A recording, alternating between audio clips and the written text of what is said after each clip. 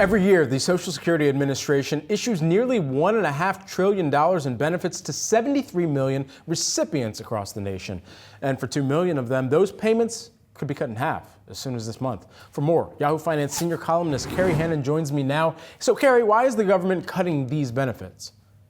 Yeah, Brad, this is something that's been in the works for a while, and it's actually been going on. It's the amount that Social Security overpaid people in their Social Security monthly check. And that could have happened because the agency miscalculated how much someone could get paid, or a beneficiary didn't notify the agency when they had a change in their income. So this impacted quite a few people. And by law, the agency has to recoup these overpayments. So in order to do that, it had been at 10% of each check until the total amount had been paid back to Social Security.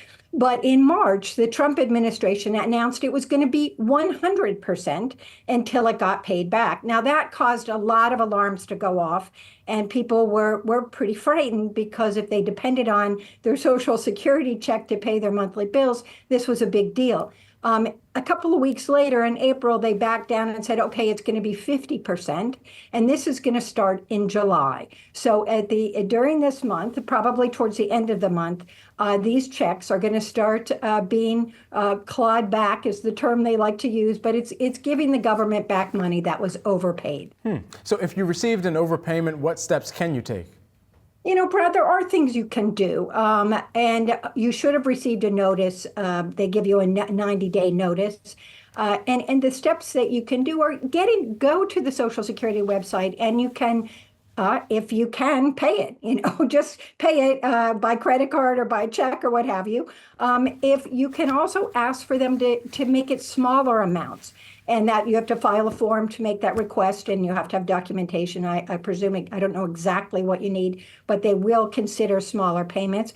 You can also ask them, that you just actually want to waive it because you don't believe it was your fault that you were overpaid. Or you can file for what is called a reconsideration, which is basically saying you don't think that the calculation was wrong. So there are a couple of steps, and I encourage people that if they need to do so, please take action and see what you can push forward, because for many individuals, this can be a big chunk of their monthly check. Kerry, thank you so much. Appreciate the breakdown here.